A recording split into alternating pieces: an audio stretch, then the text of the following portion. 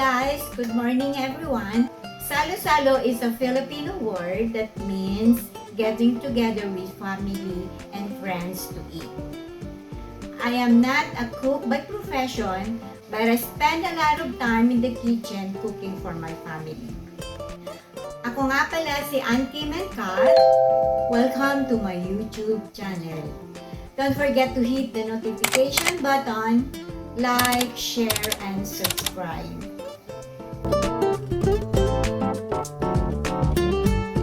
Today's recipe is about dessert.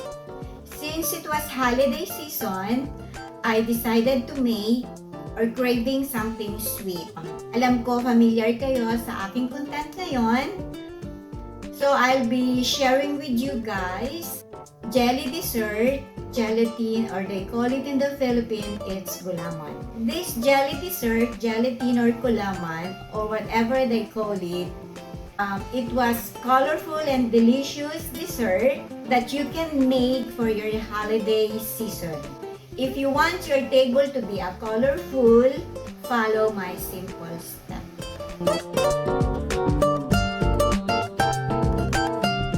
I just try to stick to the basic.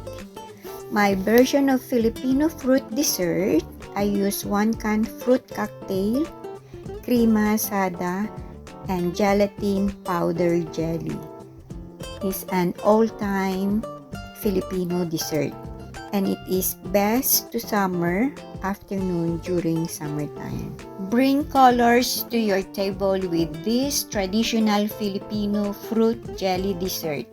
It was easy and quick to prepare, and the kids will love it. This recipe is simple, straightforward, and tested as always.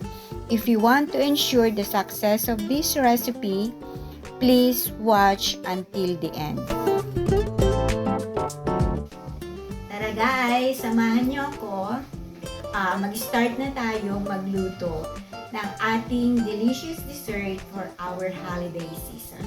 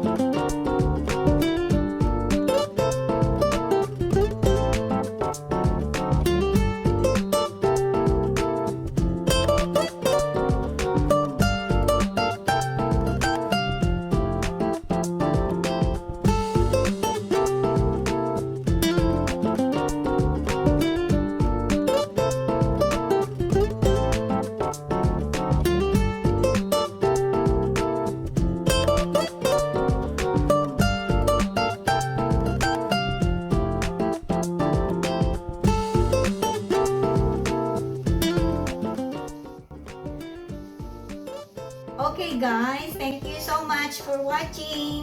My goal is to share recipes that are simple to cook, easy to find ingredients, and of course, it's delicious. Thank you for staying with me until the end. Hope to see you again next time on my next recipe.